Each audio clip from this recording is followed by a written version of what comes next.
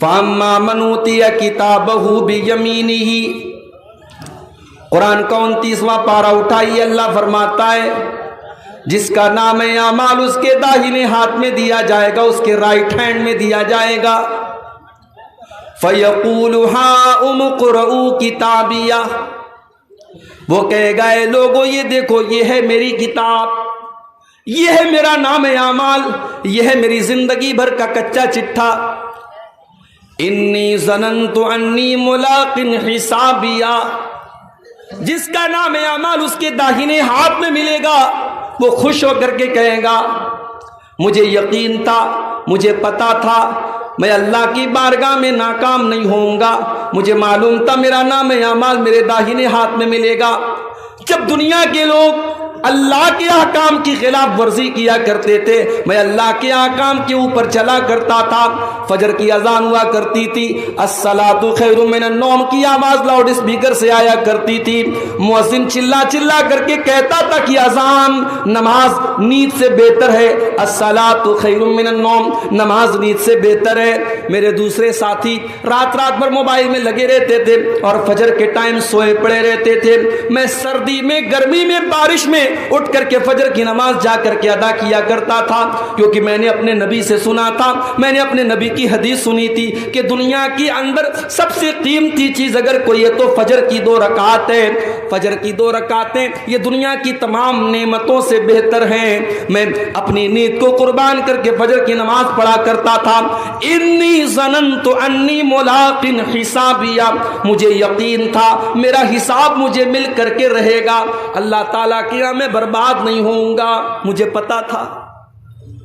وہاں پہ عورتیں بھی آئیں گی، اللہ کی بارگاہ میں ایسی عورتیں بھی آئیں گی جنہوں نے سماج میں تانے سن لیے، ان کے ماں باپ نے بھی ان کو برا بھلا کہا، ان کے گھروں میں، ان کے خاندان میں ان کو برا بھلا کہا گیا، مگر وہ کبھی بغیر پردے کے باہر نہ نکلی، کبھی اپنے جسم کی نمائش نہیں کی۔ جب ساری دنیا بے حیائی اور بے پردگی میں پڑی ہوئی تھی، اس مسلمان لڑکی نے اپنے پردے سے، اپنی شرم و حیا سے کوئی کمپرومائز نہ کیا۔ وہ بھی کل اللہ کی بارگاہ میں کہے گی انی ظننت انی ملاق حسابیہ، اے اللہ مجھے پتا تھا، مجھے یقین تھا میری محنت کامیاب ہو جائے گی، مجھے پتا تھا۔ جب ساری میری بہنیں جب بے حیائی کیا کرتی تھیں، غیر محرم لڑکوں سے باتیں کیا کرتی تھی، اے اللہ میں نے اپنی جوانی کو بچا کر کے رکھا، میں نے اپنے کردار کو بچا کر کے رکھا، میں نے کوئی غلط کام نہ کیا، میں نے اپنے جسم کو کسی ناجائز طریقے سے استعمال نہ کیا۔ انی ظننت انی ملاق حسابیہ، مجھے پتا تھا میرا حساب مجھے مل کر کے رہے گا۔ فہو فی عیشۃ راضیہ، تو جس کا نام اعمال اس کے داہنے ہاتھ میں ملے گا، اللہ تبارک و تعالیٰ اس سے بہترین زندگی عطا فرمائے گا۔ فی جنت عالیہ، اسے اللہ تعالیٰ جنت میں اونچے اونچے مکانات دے گا۔ قطوفہا دانیہ، دنیا میں اس بیچارے کو کبھی پھل فروٹ ملے ہوں یا نہ ملے ہوں، جنت میں سارے پھل فروٹ اس کو بڑی آسانی کے ساتھ مل جائیں گے۔ جنت کے پیڑوں کے جو پھل ہوں گے اس کے لیے جھکے ہوئے ہوں گے، اسے کوئی پھل توڑنے کے لیے چڑھنا نہیں پڑے گا، اسے کسی پھل کو توڑنے کے لیے محنت نہیں کرنی پڑے گی۔ قطوفہا دانیہ، جنت کے پیڑ کے پھل اس کے لیے جھک جائیں گے۔ اللہ فرمائے گا کلوا واشربوا ہنیئا بما اسلفتم فی الایام الخالیہ، میرے بندو تم نے دنیا میں بڑی محنت کی ہے، تم نے اللہ کو راضی کرنے کے لیے بڑی قربانیاں دی ہیں، بڑے امتحان جھیلے ہیں، میرے بندو تمہارے کھانے اور پینے کے دن ہیں، آج تمہارے موج کرنے کے دن ہیں، آج تمہارے مزے لینے کے دن ہیں، تم خوب کھاؤ، خوب پیو، خوب اپنی لذتوں سے فائدہ اٹھاؤ۔ تو یہ انجام کس کا ہوگا؟ یہ داہنے ہاتھ میں جس کا نام اعمال ملے گا اس کا انجام ہوگا، وہ کہاں جائے گا؟ جنت میں جائے گا۔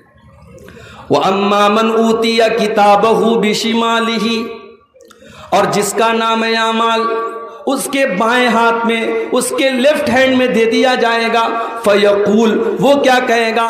یا لیتنی لم اوت کتابیہ، اے کاش مجھے میری کتاب نہ دی گئی ہوتی، میرا نام اعمال مجھے نہ دیا گیا ہوتا. یا لیتہا کانت القاضیہ، اے کاش دنیا میں جو موت آئی تھی اسی موت پر میرا کام تمام ہو گیا ہوتا. آج کا یہ دن نہ دیکھنا پڑتا، یہ قیامت نہ ہوتی، یہ حساب و کتاب نہ ہوتا.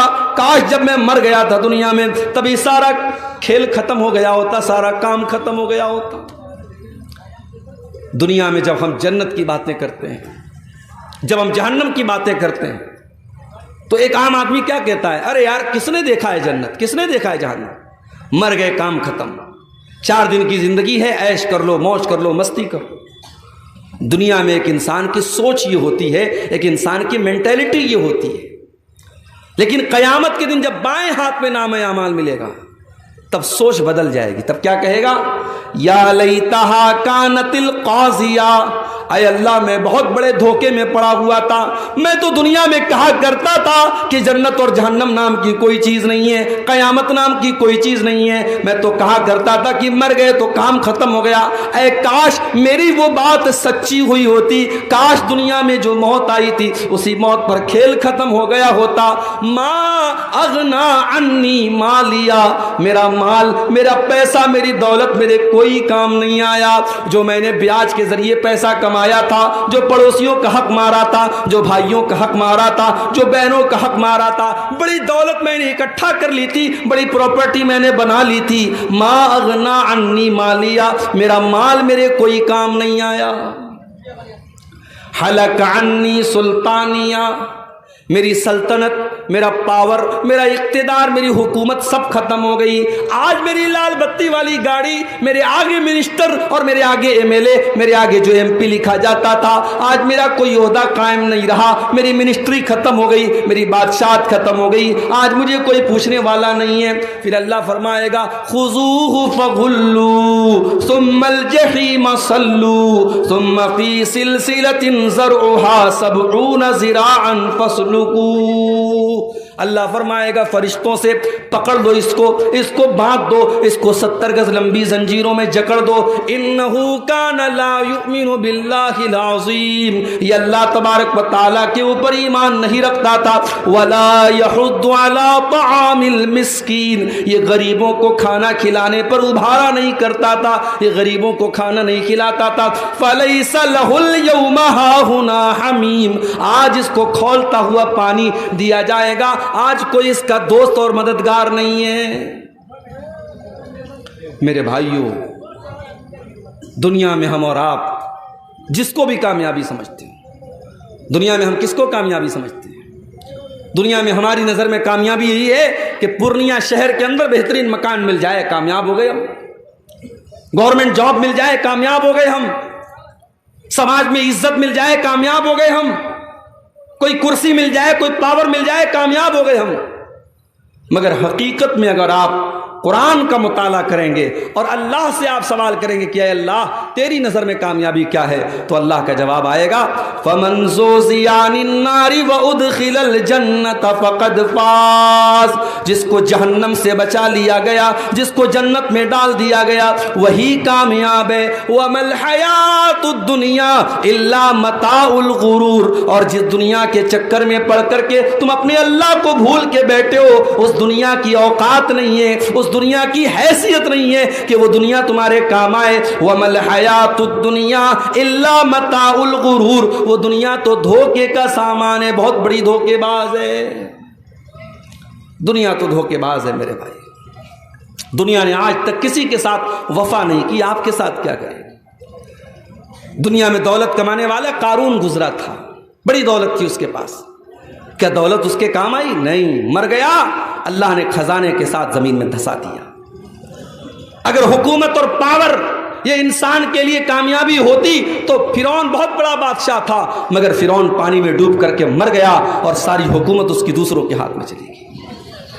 اگر دنیا میں جسمانی طاقت اور اپنی باڈی اور اپنے جسم کے اوپر غرور کرنے والوں کو یہ لگتا ہے کہ میں بہت بڑا باڈی بلڈر ہوں، میں بڑا مضبوط جسم کا مالک ہوں اور 100 کلو میرا وزن ہے اور اس لیے میں کامیاب ہوں، تو سن لو، قوم عاد ایک قوم گزری تھی، قوم سمود ایک قوم گزری تھی، وہ بھی بڑے باڈی بلڈر تھے، وہ بھی بڑے طاقتور تھے، بڑے لمبے لمبے تھے، وہ پہاڑوں کو کاٹ کاٹ کر کے مکان بناتے تھے، اللہ نے زمین میں پٹک پٹک کے مار دیا، ایسی ہوا چلائی اللہ نے، ان کی لاشیں زمین پر بچھ گئیں، ان کے سر الگ ہو گئے، ان کے دھڑ الگ ہو گئے، اور کھجور کے سڑے ہوئے تنے کی طرح ان کی ڈیڈ باڈی زمین پر پڑی رہ گئی۔ میرے پیارے ساتھیوں، نہ جسم اور نہ مال، نہ دولت، نہ شہرت، یہ تمام چیزیں کامیابی کی ضمانت نہیں ہیں۔ کامیابی کیا ہے؟ جس کے بارے میں اللہ فیصلہ کر دے کہ اسے جہنم سے بچا لیا گیا اور اسے جنت میں داخل کر دیا گیا، کامیاب وہی انسان ہے میرے بھائی۔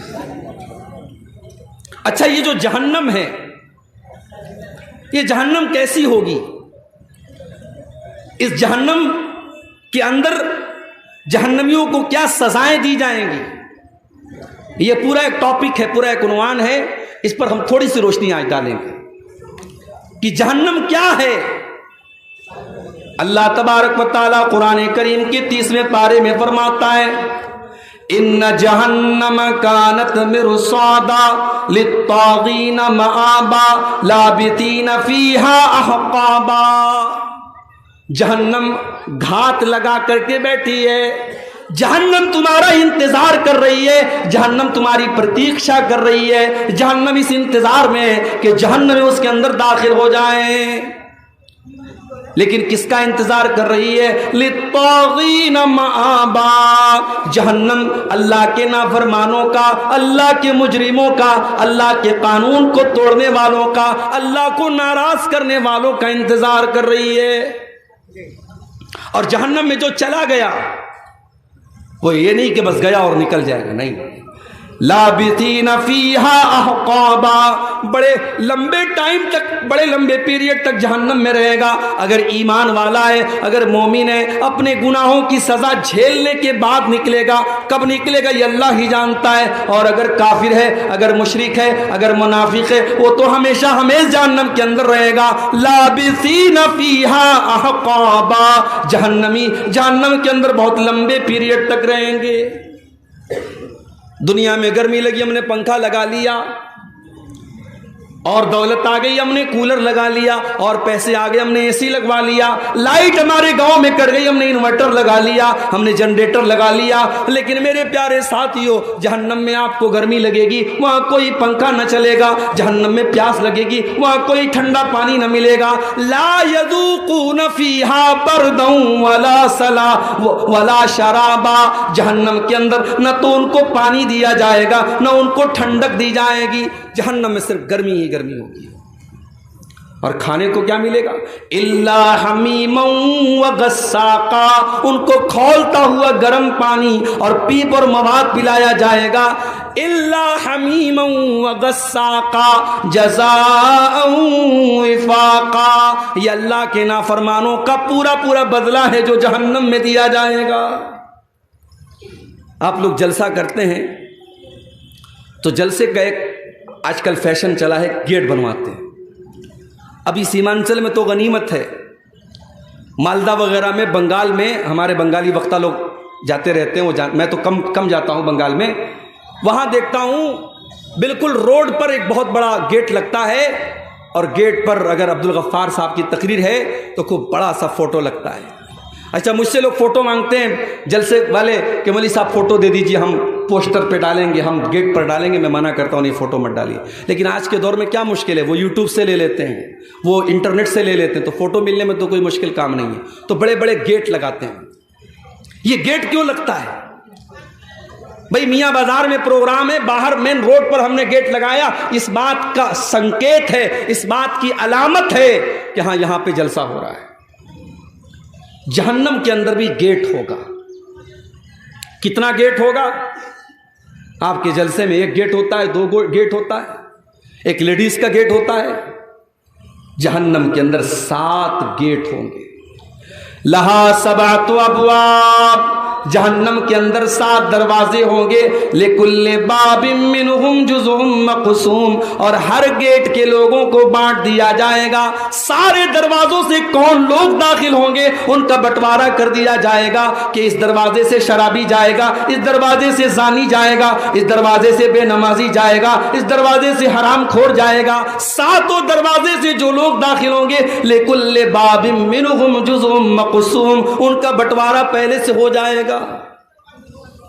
اچھا، جہنم میں جب جہنمی جائیں گے تو ایسا نہیں سنگل نہیں جائیں گے، وہ گروپ کی شکل میں جائیں گے، پورا گروپ ہوگا۔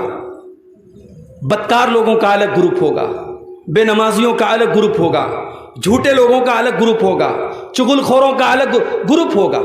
وَسِيقَ الَّذِينَ كَفَرُوا إِلَى جَهَنَّمَ زُمَرًا، جہنمیوں کو جہنم میں گروپ کی شکل میں لے کے جایا جائے گا، ان کو ہاتھ کے لے کے جایا جائے گا، جیسے جانوروں کو، جیسے بکری بکرا کو، جیسے گائے بھینس کو ہاتھ کے لے کے جایا جاتا ہے۔ جہنمیوں کو کوئی سمان کے ساتھ، کوئی رسپیکٹ کے ساتھ، کوئی عزت کے ساتھ لے کے نہیں جایا جائے گا، ان کو ہاتھ کر کے لے کے جایا جائے گا۔ وَسِيقَ الَّذِينَ كَفَرُوا إِلَى جَهَنَّمَ زُمَرًا حَتَّى إِذَا جَاءُوهَا فُتِحَتْ أَبْوَابُهَا وقال لهم خزنتها ألم يأتكم رسل منكم يتلون عليكم آياتي، جب جہنمی جہنم کے دروازے پر پہنچیں گے تو فرشتے وہاں جہنم کے گیٹ پہ کھڑے رہیں گے، جہنمیوں کے سے فرشتے سوال کریں گے کہ چلو جہنم میں آ جاؤ۔ پھر وہ سوال کریں گے فرشتے، الم یاتکم رسل منکم یتلون علیکم آیات ربکم، کیا تمہارے پاس اللہ کے پیغمبر نہیں آئے جو تم کو اللہ کی آیتیں پڑھ پڑھ کے سناتے تھے؟ وَيُنذِرُونَكُمْ لِقَاءَ يَوْمِكُمْ هَذَا، اور تمہیں آج کے دن سے ڈرایا کرتے تھے۔ قَالُوا بَلَىٰ وَلَٰكِنْ حَقَّتْ كَلِمَةُ الْعَذَابِ عَلَى الْكَافِرِينَ، لیکن جہنمی کہیں گے کہ نہیں، آئے تھے ہمارے پاس، اللہ کے پیغمبر بھی آئے تھے، اللہ کے رسول بھی آئے تھے، مگر ہم بڑے بد نصیب تھے، ہم نے ان نبیوں کی بات نہیں مانی، ہم نے ان پیغمبروں کی بات نہیں مانی، اور ہم جہنم میں جانے والا عمل کرتے رہے، اس لیے آج ہم جہنم میں آئے۔ اچھا، جہنمی جب جہنم میں جائیں گے تو پیر سے نہیں جائیں گے، چہرے کے بل گھسیٹ کر کے جائیں گے۔ یحشرون علی وجوہہم فی جہنم، وہ جہنم میں اپنے چہروں کے بل گھسیٹ کر کے لے کے جائیں گے۔ جہنمی چہرے کے بل گھسیٹ کے جہنم میں جائیں گے میرے بھائی۔ اچھا، جب جہنم میں پہنچ گئے، اب جہنم میں بھی الگ الگ درجے ہوں گے۔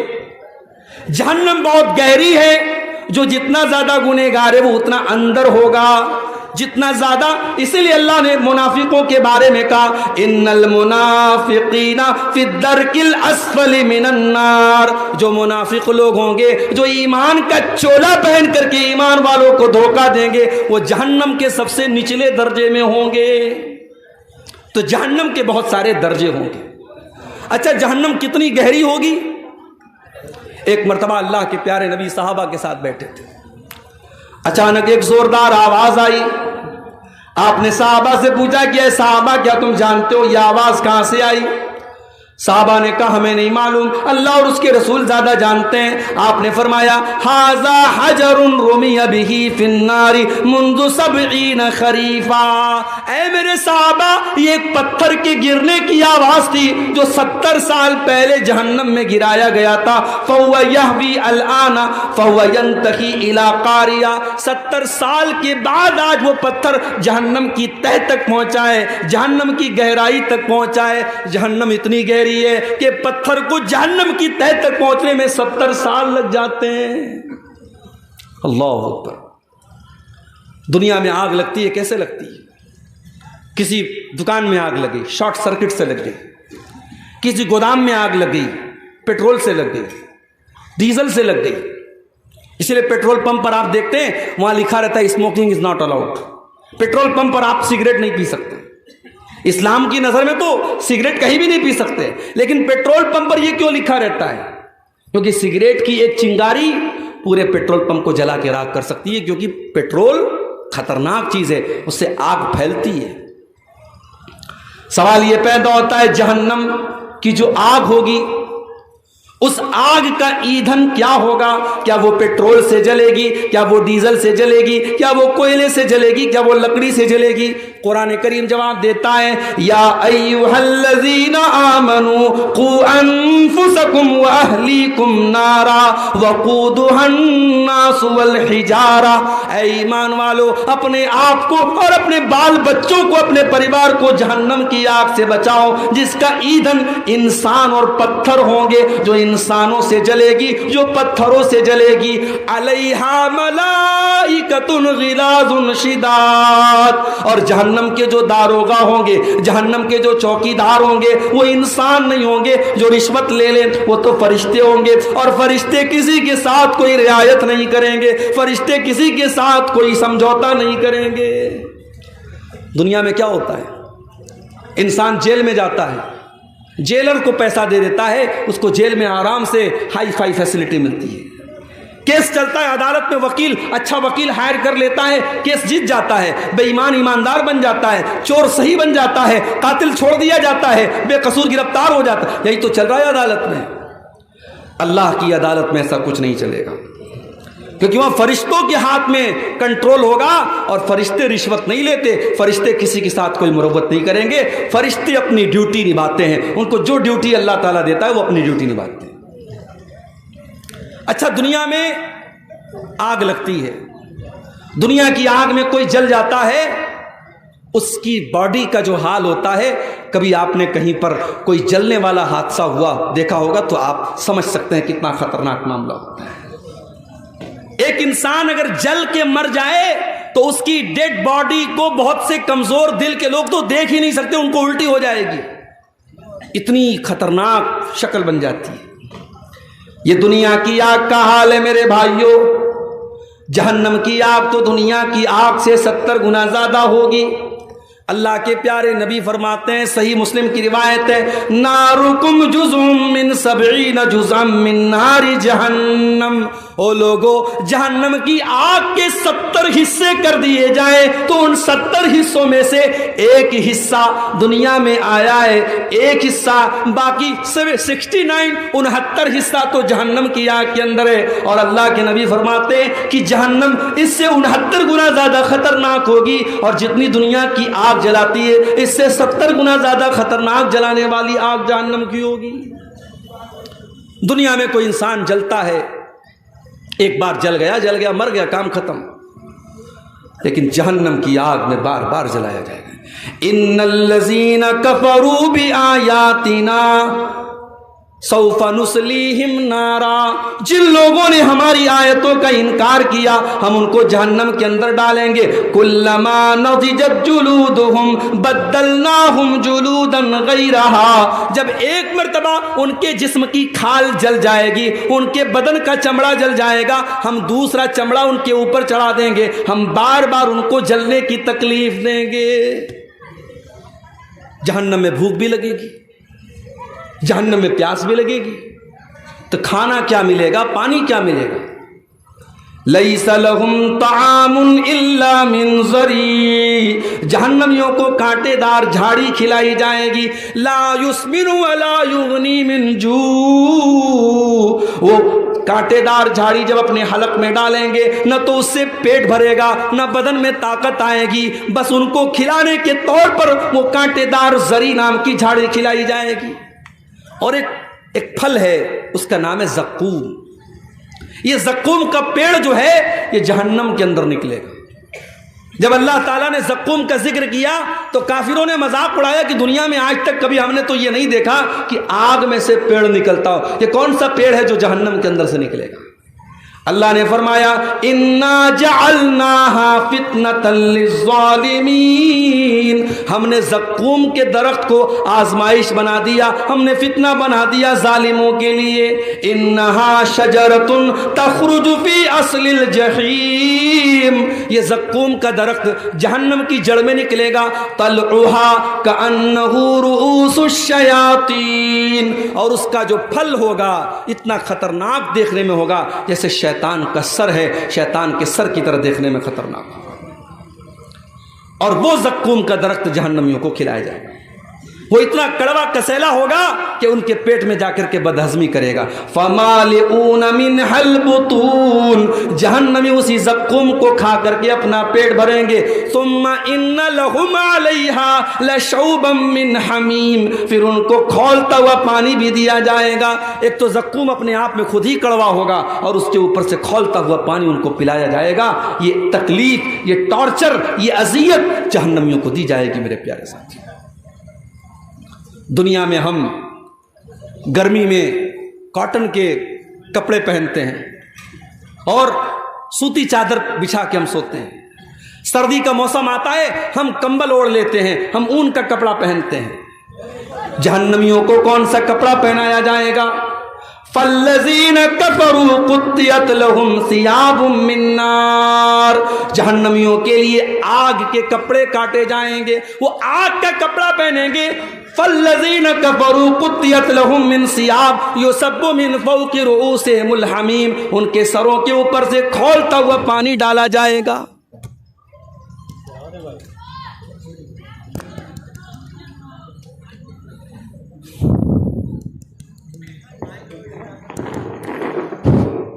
ان کے سروں کے اوپر سے کھولتا ہوا پانی ڈالا جائے گا. یسحر بہ ما فی بطونہم والجلود جب کھولتا ہوا پانی ان کے سر پہ ڈالا جائے گا، ان کی اندر کی اتڑیاں بھی اس سے جل جائیں گی، ان کی چمڑیاں بھی جل جائیں گی. یہ جہنم کا عذاب ہوگا میرے بھائی. اور جانتے ہو دنیا میں کہیں زخم ہو جاتا ہے نا تو زخم کے اندر پیپ بھر جاتا ہے، پیلا پیلا پیپ. ہمارے یا اس کو مواد بولتے، پتہ نہیں آپ کے بنگلہ میں کیا بولتے ہیں. پیپ اور مواد اس کو کہا جاتا ہے. جہنمیوں کو وہ پیپ اور مواد پلایا جائے گا. یسقا من ماء صدید جہنمیوں کو وہ پیپ اور مواد پلایا جائے گا. یتجرعہ ولا یکاد یسیغہ وہ اتنا خطرناک ہوگا، وہ اتنا گندا ہوگا، وہ اتنا گھناؤنا ہوگا کہ جہنمی بیچارہ پیاس سے پریشان ہوگا، لیکن وہ اس پیپ اور مواد کو بڑی مشکل سے اپنی حلق کے نیچے اتارے گا. وَيَأْتِيهِ الْمَوْتُ مِنْ كُلِّ مَكَانٍ وَمَا هُوَ بِمَيِّتٍ وہ بیچارہ ہر طرف سے موت اس کے پاس آئے گی مگر پھر بھی وہ مرے گا نہیں. جہنمیوں کو موت نہیں آئے گی، جہنمیوں کو موت نہیں آئے گی. کیوں؟ کیونکہ جب جنتی جنت میں چلے جائیں گے اور جہنمی جہنم میں چلے جائیں گے تو اللہ تبارک و تعالیٰ موت کو ایک دمبے کی شکل میں، ایک میڑھا کی شکل میں لائے گا اور موت کے گلے پر چھری چلا دی جائے گی. موت کو ذبح کر دیا جائے گا، موت کو قربان کر دیا جائے گا اور اعلان کر دیا جائے گا اے جنتیوں اب ہمیشہ جنت میں رہنا ہے، اور اے جہنمیوں ہمیشہ جہنم میں رہنا ہے. اب موت آنے والی نہیں ہے، موت کا معاملہ ختم ہو گیا. جہنمی بیچارے پریشان ہو کر کے جہنم کے داروغہ سے ریکویسٹ کریں گے. وَنَادَا أَصْحَابُ النَّارِ أَصْحَابَ الْجَنَّةِ وَنَادَوْا يَا مَالِكُ لِيَقْضِ عَلَيْنَا رَبُّكَ قَالَ إِنَّكُمْ مَاكِثُونَ جہنمی کہیں گے اے جہنم کے داروغہ، اے مالک. جہنم کے داروغہ کا نام کیا ہوگا؟ مالک. جنت کے داروغہ کا نام رضوان اور جہنم کے داروغہ کا نام مالک. تو کہیں گے اے مالک، اے جہنم کے داروغہ اپنے رب سے کہہ دو ہمیں ایک بار مار دے، ہمیں ایک بار موت دے دے. یہ تل تل نہ مارے، یہ بار بار نہ مارے، یہ قسطوں میں نہ مارے، ایک بار ہمیں مار کے کام ختم کر دے. جہنم کا داروغہ کہے گا قال انکم ماکثون اے جہنمیوں تمہیں ہمیشہ ہمیشہ اسی جہنم میں رہنا ہے، تمہیں موت آنے والی نہیں ہے. اللہ اکبر. کتنے پتھر دل ہو گئے ہم لوگ. اس جہنم کے بارے میں ہم سنتے ہیں، پڑھتے ہیں، ہم دعا بھی کرتے ہیں اللہ سے ربنا آتنا فی الدنیا حسنہ وفی الآخرۃ حسنہ وقنا عذاب النار. اے اللہ جہنم کے عذاب سے بچا لے. ہم دعا بھی کرتے ہیں مگر اس جہنم سے بچنے کی کوشش نہیں کرتے. کتنے کام ہم ایسے کرتے جو جہنم میں لے کے جانے والے ہیں، اور ابھی میں بیان کروں گا وہ کون سے کام ہیں. چند اہم کام بیان کروں گا جو جہنم میں لے کے جاتے ہیں. میرے بھائیوں ہم جہنم کے بارے میں سنتے ہیں، بیانات سنتے ہیں، تقریریں سنتے ہیں، جمعہ کے خطبے میں ہم اللہ کے پیارے نبی کی حدیثیں سنتے ہیں، مگر ہمارا دل کانپتا نہیں ہے، ہمارے رونگٹے کھڑے نہیں ہوتے ہیں، ہمارے دلوں میں ڈر پیدا نہیں ہوتا ہے. کیوں؟ ثم قست قلوبکم من بعد ذلک فہی کالحجارۃ او اشد قسوا۔ اللہ نے قرآن میں فرمایا تمہارے دل تو اتنے کٹھور ہو گئے، تمہارے دل تو اتنے سخت ہو گئے کہ پتھروں سے بھی زیادہ کٹھور تمہارے دل ہو گئے۔ پتھر کے اوپر بھی پانی بار بار پڑتا ہے تو پتھر کے اندر بھی سوراخ ہو جاتا ہے، پتھر سے بھی پانی رسنے لگتا ہے۔ اے انسانوں، اللہ کی نافرمانی کرتے کرتے تمہارے دل اتنے کٹھور ہو گئے کہ پتھروں سے بھی زیادہ سخت ہو گئے تمہارے دل۔ آج حقیقت میں میرے بھائیوں ہمارے دل پتھروں سے بھی زیادہ سخت ہو گئے، ورنہ صحابہ کرام تو جہنم کی بات سن کے رونے لگتے تھے۔ جہنم کی بات سن کر کے صحابہ کرام رونے لگتے تھے۔ حضرت عائشہ رضی اللہ تعالیٰ عنہ، صبح کا ٹائم ہے، سورج نکلنے کے بعد جو ایک نماز پڑھی جاتی ہے جس کو چاشت کی نماز کہا جاتا ہے، اما عائشہ رضی اللہ تعالیٰ عنہ چاشت کی نماز پڑھ رہی ہیں اور چاشت کی نماز میں سورہ طور کی تلاوت کر رہی ہیں۔ میری پیاری ماں بہنوں، ذرا آج آپ اپنا جائزہ لے لیں، آج کتنی عورتیں جن کو سورہ طور یاد بھی نہ ہوگی۔ ہمارے ہاں عورتوں کا معاملہ بڑا گڑبڑ ہے، دین کی تعلیم نہ کے برابر ہے، یا تو مدرسے میں پڑھے گی یا بالکل نہیں پڑھے گی۔ جو لڑکیاں مدرسے میں پڑھتی ہیں ان کو تو جانکاری ہے دین کی، جو مدرسے میں نہیں جاتی ان کو بالکل جانکاری نہیں ہے۔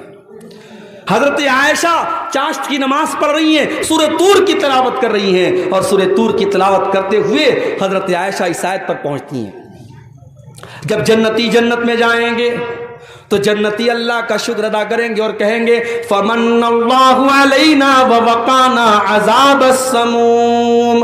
اے اللہ تیرا بہت بڑا احسان ہے ہمارے اوپر، تو نے جہنم کی آگ سے ہم کو بچا لیا، تو نے جہنم کی عذاب سے ہم کو بچا لیا۔ اما عائشہ جب اس آیت پر پہنچتی ہیں تو رونے لگتی ہیں اور بار بار اس آیت کو ریپیٹ کرنے لگتی ہیں، بار بار اس آیت کو دہرانے لگتی ہیں، فمن اللہ علینا ووقانا عذاب السموم۔ اے اللہ تیرا بہت بڑا احسان ہمارے اوپر، تو نے جہنم کی آگ سے ہم کو بچا لیا۔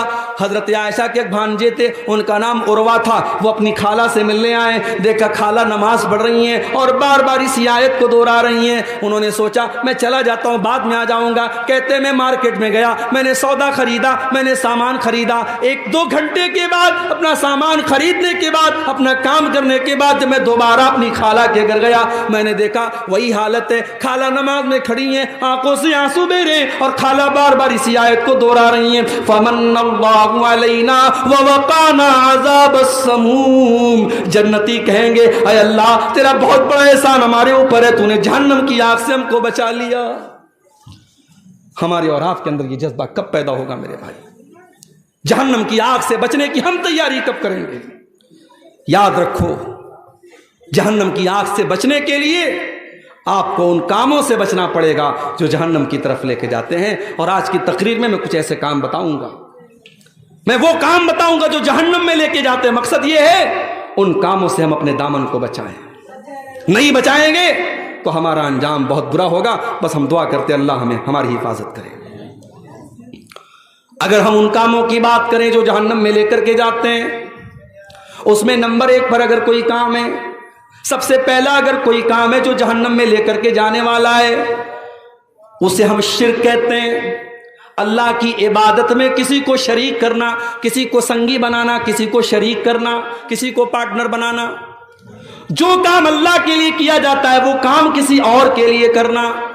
نماز اللہ کے لیے پڑھی جاتی ہے، رکوع اللہ کے لیے ہوتا ہے، سجدہ اللہ کے لیے ہوتا ہے، قسم اللہ کے نام کی کھائی جاتی ہے، جانور اللہ کے نام کا ذبح ہوتا ہے، سر اللہ کے آگے جھکایا جاتا ہے، ہاتھ اللہ کے آگے پھیلایا جاتا ہے۔ یہ سارے کام اگر کسی اور کے ساتھ کیے جاتے ہیں، چاہے وہ کوئی نبی کیوں نہ ہو، چاہے وہ کوئی ولی کیوں نہ ہو، چاہے وہ کوئی جانور کیوں نہ ہو، چاہے وہ کوئی پیڑ کیوں نہ ہو، اللہ کا مقام کسی اور کو دینا یہی شرک ہے میرے پیارے ساتھیوں۔ اور قرآن کہتا ہے انہ من یشرک باللہ فقد حرم اللہ علیہ الجنہ ومأواہ النار وما للظالمین من انصار۔ جو اللہ کے ساتھ شرک کرے گا اس کی ہم مغفرت نہیں کریں گے، اس کا ٹھکانہ جہنم ہوگا، اس کے لیے جنت حرام ہے اور وہ ہمیشہ ہمیشہ جہنم میں رہے گا۔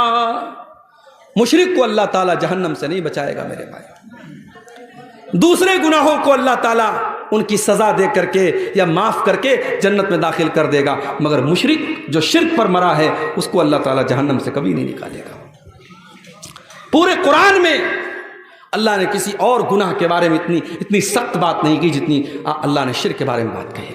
ان اللہ لا یغفر ان یشرک بہ ویغفر ما دون ذلک لمن یشاء. اللہ تعالیٰ شرک کو معاف نہیں کرے گا. معاف کرنا تو بڑی دور کی بات ہے. اگر کوئی مشرک ہے, اگر کوئی شرک کی حالت میں مر گیا ہے, اس مشرک کے لیے ہم مغفرت کی دعا بھی نہیں کر سکتے ہیں. ہمارا اپنا باپ ہی کیوں نہ ہو, ہمارا اپنا بیٹا ہی کیوں نہ ہو. اللہ نے فرمایا ما کان للنبی ان یستغفروا للمشرکین ما کان للنبی والذین آمنوا ان یستغفروا للمشرکین ولو کانوا اولی قربا. اے ایمان والو اور اے میرے نبی, کان کھول کر کے سن لو, کسی مشرک کے لیے تم مغفرت کی دعا بھی نہیں کر سکتے, تمہارا کوئی اپنا رشتہ دار ہی کیوں نہ ہو. تو یہ پہلا گناہ ہے شرک, جو ہمیں جہنم کی آگ کی طرف لے کے جائے گا. اور آج بڑے افسوس کے ساتھ کہنا پڑتا ہے, ہمارے کتنے مسلمان بھائی ہیں جن کو پٹی پڑھا دی گئی, ساری زندگی وہ شرک کر رہے ہیں اور نام مسلمان والا ہے, ٹوپی مسلمان والی ہے, گوشت برابر کھا رہے ہیں اور سمجھ رہے صاحب ہم بہت پکے مسلمان ہیں, جبکہ وہ قدم قدم پہ شرک کر رہے ہیں. میرے پیارے ساتھیوں, اتنا خطرناک گناہ ہے یہ شرک, اتنا خطرناک گناہ ہے یہ شرک کہ اگر انسان شرک کر کے اللہ تعالیٰ کیا گیا ہے, وہ نماز لاکھوں پڑھ کے گیا ہو, وہ روزہ لاکھوں رکھ کے گیا ہو, اس نے سینکڑوں حج اور عمرے کر لیے ہو, اللہ فرماتا ہے اپنے نبی سے قرآن میں کہ اے نبی آپ بھی سن لیجئے, اے نبی لئن اشرکت لیحبطن عملک ولتکونن من الخاسرین. اے نبی اگر آپ نے بھی شرک کر دیا تو آپ کی بھی ساری نیکیاں برباد ہو جائیں گی, آپ کی ساری عبادتیں برباد ہو جائیں گی. سورہ انعام میں اللہ تعالیٰ نے 18 نبیوں کا ذکر کیا, اور 18 نبیوں کا ذکر کرنے کے بعد اللہ نے فرمایا وَلَوْ أَشْرَكُوا لَحَبِطَ عَنْهُمْ مَا كَانُوا يَعْمَلُونَ. اگر ہمارے نبیوں نے بھی, ہمارے پیغمبروں نے بھی شرک کیا ہوتا, ان کی ساری نیکیاں برباد ہو گئی ہوتی. تو یہ پہلا عمل ہے میرے پیارے ساتھیوں جو جہنم میں لے کر کے جانے والا ہے. السلام علیکم. ہوٹل کا ٹوکن 100 کے بجائے 80 ہو گیا ہے اور کھانا بچا ہوا ہے. جن حضرت کو کھانے کی ضرورت ہے وہ جا کے کھا سکتے ہیں. 100 کے بجائے 80 ہو گیا ہے, جن حضرت کو کھانے کی ضرورت ہو وہ جا کے کھا سکتے ہیں. دوسرا گناہ جو انسان کو جہنم کی طرف لے کے جاتا ہے, شرک آپ نے سن لیا. اب شرک ہی سے ملتا جلتا ہے گناہ ہے کفر کرنا. شرک کیا ہے؟ اللہ کی عبادت میں کسی کو شریک کرنا. کفر کیا ہے؟ اللہ کو نہ ماننا یا رسول کو نہ ماننا, یا جن باتوں پر ایمان لانا ضروری ہے ان میں سے کسی بات کا انکار کرنا. مثال کے طور پر آدمی اللہ کو مانتا ہے, رسول کو نہیں مانتا, یا رسول کو مانتا اللہ کی کتابوں کو نہیں مانتا, یا اللہ کی کتابوں کو مانتا ہے اللہ کے فرشتوں کو نہیں مانتا, یا فرشتوں کو مانتا ہے تقدیر کو نہیں مانتا, تقدیر کو مانتا ہے قیامت کو نہیں مانتا. جتنی چیزوں پر ایمان لانا ضروری ہے, انیوار ہے, کمپلسری ہے, ان چیزوں میں سے کسی چیز کا انکار کرنے والا کافر ہے, اور کافر بھی جنت میں نہیں جائے گا, جہنم میں جائے گا. وَمَن يَكْفُرْ بِالْإِيمَانِ فَقَدْ حَبِطَ عَمَلُهُ. جو اللہ تعالیٰ کے اوپر ایمان لانے والی کسی چیز کا انکار کرے گا, فقد حبط عملہ, اس کے سارے عمل برباد ہو جائیں گے. وَهُوَ فِي الْآخِرَةِ مِنَ الْخَاسِرِينَ, اور آخرت میں وہ نقصان اٹھانے والوں میں سے ہوگا.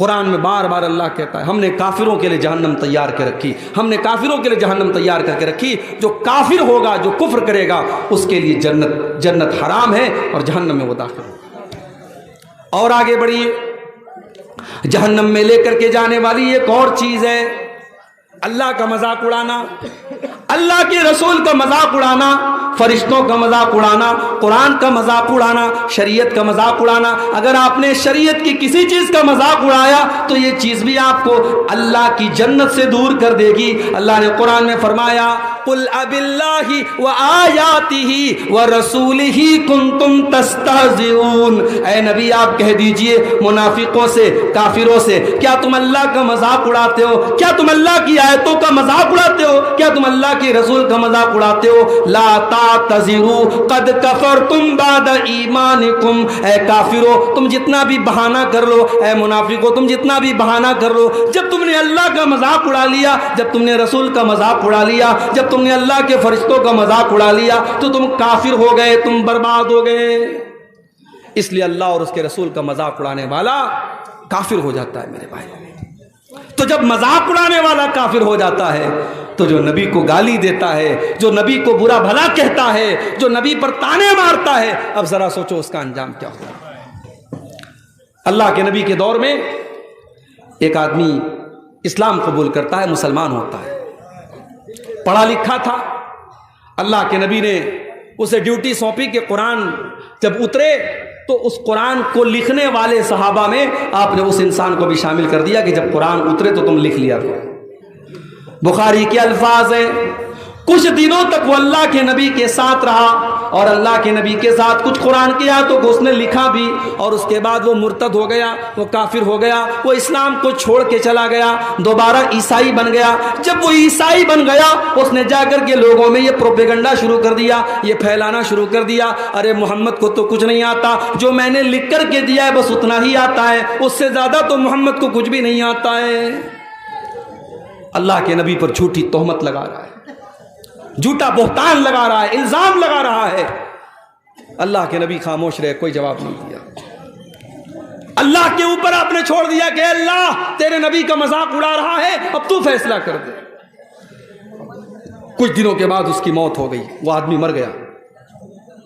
مرنے کے بعد اس کی قوم کے لوگوں نے اس کو قبرستان میں لے جا کر کے دفن کیا۔ رات کو دفن کیا، اگلے دن کیا دیکھتے ہیں، اس کی لاش قبر کے باہر پڑی ہوئی ہے۔ اس کے ساتھیوں نے کہا لگتا ہے محمد صلی اللہ علیہ وسلم اور ان کے ساتھیوں نے بدلہ لیا ہے، اسے دشمنی لی ہے اور اس کو قبر سے باہر نکالا ہے۔ انہوں نے اور گہری قبر کھودی اور گہرا گڈھا کھودا اور اس میں اس کو دفن کر دیا۔ اگلے دن پھر جا کے دیکھا تو لاش باہر رکھی ہوئی ہے۔ 3 دن تک لگاتار گڈھا کھودتے رہے، اس انسان کی لاش کو زمین میں دفن کرتے رہے، لیکن زمین نے اس کی لاش کو قبول نہ کیا۔ جب تیسرے دن بھی ایسا ہوتا چلا گیا، وہ سمجھ گئے کہ یہ انسان کا کام نہیں ہے، یہ اللہ کا کام ہے، یہ اللہ کا کی طرف سے غضب نازل ہو رہا ہے۔ انہوں نے لے جا کر کے اس کی لاش کو کوڑے میں پھینک دیا۔ میرے بھائیوں، آج بھی اگر کوئی نبی کا مذاق اڑاتا ہے، کوئی اللہ کا مذاق اڑاتا ہے، اس کا انجام بہت برا ہونے والا ہے۔ یہ بات یاد رکھو، 1400 سال سے لے کر کے آج تک کی تاریخ گواہ ہے، نبی اکرم کا مذاق اڑانے والا اور اسلام کا مذاق اڑانے والا آخرت میں تو جو ہوگا ہوگا، دنیا میں بھی وہ برباد ہونے والا ہے میرے پیارے ساتھی۔ اور آگے بڑھیے، ایک اور چیز ہمیں جہنم میں لے کر کے جانے والی ہے۔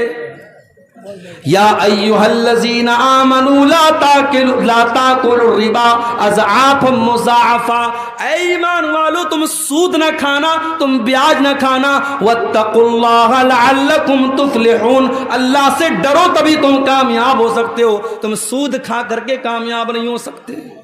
سود کھانے والا، بیاج کھانے والا، یہ بھی جہنم کو اپنے اوپر لازم کر رہا ہے۔ اللہ کے نبی نے صرف سود کھانے والے پر لعنت نہیں کی، آپ نے فرمایا لعن اللہ آکل الربا وموکلہ وکاتبہ وشاہدیہ، اللہ تعالیٰ کی لعنت ہو سود کھانے والے پر، سود کھلانے والے پر، سود لکھنے والے پر، سود کی گواہی دینے والے پر، اور آپ نے فرمایا سب برابر ہیں۔ اسی لیے علماء کہتے ہیں کہ بینک میں کوئی جاب کرنا صحیح نہیں ہے، کیونکہ بینک کا پورا کام سود پر ہوتا ہے۔ بینک میں آپ کوئی بھی کام کریں گے وہ سود میں سپورٹ ہوگا، وہ بیاج میں سپورٹ ہوگا۔ آج بینک میں جاب کرنا تو چھوڑ دیجئے، مسلمان دھڑلے سے سود کھا رہا ہے، سود پر مسلمان اپنے مسلمان بھائی کو قرضہ دے رہا ہے اور بیاج کی رقم دھڑلے سے کھا رہا ہے۔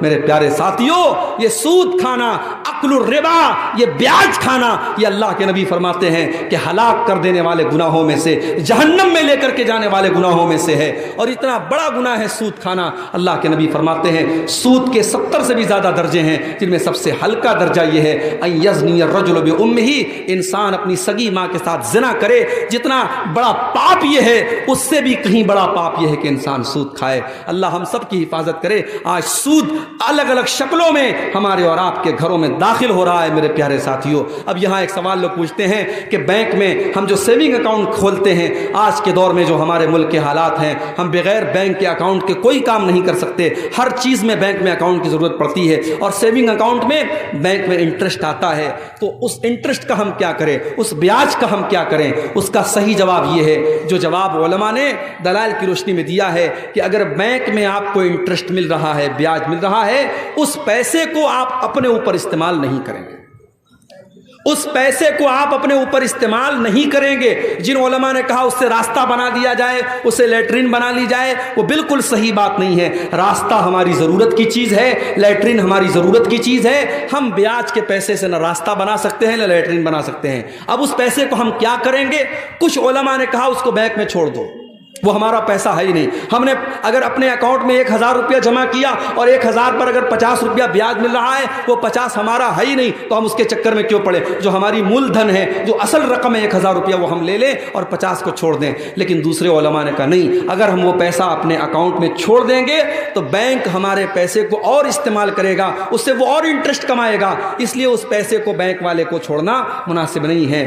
ہم اس پیسے کو نکالیں گے، اس کا کیلکولیشن کریں گے، اس کا حساب کریں گے، اور اس پیسے کو ہم کسی غریب آدمی کو، کسی ضرورت مند آدمی کو، کسی بیمار کو ہم علاج کے لیے دے دیں گے، کسی ضرورت مند کی ضرورت کے لیے دے دیں گے، اس مقصد کے ساتھ کہ وہ پیسہ استعمال ہو جائے، اور وہ پیسہ ہم اپنے ذاتی استعمال میں نہیں لائیں گے اور نہ اس پر کسی ثواب کی امید رکھیں گے، چونکہ مجبوری ہے، پیسے کو ضائع بھی نہیں کیا جا سکتا، پیسے کو برباد بھی نہیں کیا جا سکتا، تو اس سود کے پیسے کو نکال کر کے ہم کسی غریب وغیرہ کو دے دیں گے۔ اب چاہے وہ غریب مسلمان ہو، غیر مسلم ہو، ہم کسی کو بھی دے سکتے ہیں۔ اب اگر کوئی پوچھتا ہے کہ وہ تو حرام پیسہ ہے، ہم کسی مسلمان غریب کو کیوں دے سکتے ہیں؟ جب آپ نے دے دیا تو اب وہ اس کے لیے حرام نہیں ہے، وہ آپ کے لیے حرام تھا، آپ کو بیاج کے طور پہ مل رہا تھا، آپ نے اس کو مدد کے طور پہ دیا ہے، اس کے لیے بیاج نہیں ہے۔ اس کو ایسے سمجھو جیسے کسی غریب کو آپ نے زکوٰۃ کا پیسہ دیا، اب وہ اس کے لیے زکوٰۃ ہے، مگر اسی زکوٰۃ کے پیسے سے اگر غریب کسی دوسرے مسلمان کو دعوت کھلاتا ہے تو اس دوسرے مسلمان کے لیے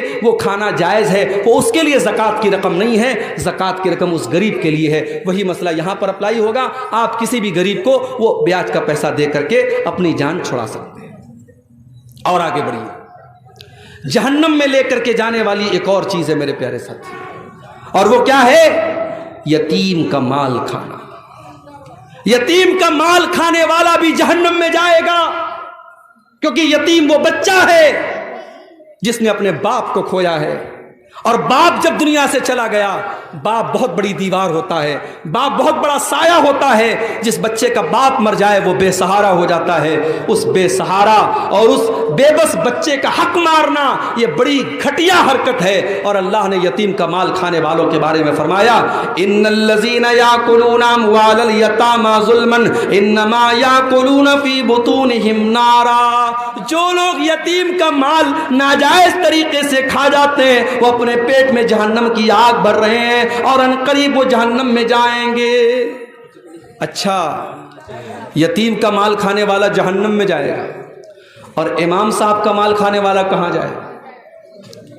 5 ٹائم کی نماز پڑھانے والا مولوی جو دنیا کی سب سے خطرناک ڈیوٹی نبھا رہا ہے، دنیا میں سارا محلہ، سارا گاؤں سویا رہے، مسجد کا امام اگر کسی دن سویا رہ جائے اور فجر میں ٹائم سے نہ پہنچ پائے تو پورا محلہ گریبان پکڑ کے حساب لیتا، مولوی صاحب فجر میں آپ نہیں اٹھے، فجر میں آپ نہیں اٹھے، اور اس کو تنخواہ کتنی دیتے ہو؟ ابھی لیٹسٹ واقعہ ہوا ہے ہمارے اتر پردیش میں، کانپور میں ایک جگہ ہے، اس جگہ کا نام ہے پھپھوند، سنا ہوگا آپ نے، سوشل میڈیا پہ دیکھا ہوگا۔ مولوی صاحب بیچارے نوجوان آدمی، 5000 روپیہ سیلری ان کو مل رہی تھی، پنکھے سے لٹک کر کے انہوں نے جان دے دی، سوسائڈ کر لیا۔ امام صاحب کا کمرہ کھولا گیا تو امام صاحب کی لاش ملتی ہے۔ یہ قوم صرف یتیموں کا مال نہیں کھا رہی ہے، یہ قوم اپنے اماموں اور اپنے مسجدوں کے اماموں اور حافظوں کا بھی خون چوس رہی ہے۔ میرے پیارے ساتھیوں، اس قوم کے پاس شادی میں اڑانے کے لیے لاکھوں ہیں، حرام راستوں پہ خرچ کرنے کے لیے کروڑوں ہیں، اور مسجدوں میں ڈھنگ کے امام رکھنے کے لیے اس کے پاس تنخواہ کے پیسے نہیں ہیں۔ جب امام صاحب نماز پڑھاتے ہیں تو یہ قوم کہتی ہے امام صاحب تھوڑا اور اچھی قرأت کیجیے۔ امام تلاش کرتی ہے تو سوچتی ہے کہ امام عبد الرحمن السدیس کا اور امام سعود الشریم کی آواز والا ہم کو امام مل جائے، اور تنخواہ کیا دے گی؟ 5000 روپیہ۔ میرے پیارے ساتھیوں، اگر یتیم کا مال کھانے والا جہنم کی آگ میں جائے گا تو اپنی قوم کے مولویوں اور اماموں اور ٹیچروں کا خون چوسنے والے ابھی کتنے ٹیچر ہیں مدرسوں میں، ان بیچاروں کی تنخواہ 4000 5000 روپیہ ہے، اور وہ 5000 روپیہ تنخواہ بھی ان کو مدرسے کا مینجمنٹ کہتا ہے، مدرسے کے ناظم کہتے ہیں، مدرسے کی کمیٹی کہتی ہے کہ مولوی صاحب آپ کے پیسے کے برابر ہمارے پاس بجٹ میں پیسہ نہیں ہے، آپ جائیے چندہ کر کے لائیے، اسی میں سے آپ اپنی تنخواہ لے لیجئے۔ یعنی مولوی بیچارہ مدرسے میں پڑھائے بھی اور اس کے بعد سیلری جب ملنے کا ٹائم آئے تو وہ چندہ کر کے اپنی سیلری لائے۔ میرے پیارے ساتھیوں، ڈوب مرے ہم، شرم سے ڈوب مرے، چلو بھر پانی میں ڈوب مرے۔ میرے نبی نے کہا تھا مزدور کو اس کا پسینہ سوکھنے کے پہلے اس کی مزدوری دے دو، یا مولوی اور ٹیچر اور معلم مہینہ بھر پڑھاتا ہے اس کے بعد اس کی تنخواہ کا پیسہ ہمارے پاس نہیں ہوتا ہے۔ اور آج حالات یہ ہیں، لاک ڈاؤن کے بعد کتنے مولویوں نے مسجدوں میں پڑھانا بند کر دیا، مدرسوں میں پڑھانا بند کر دیا۔ کیوں؟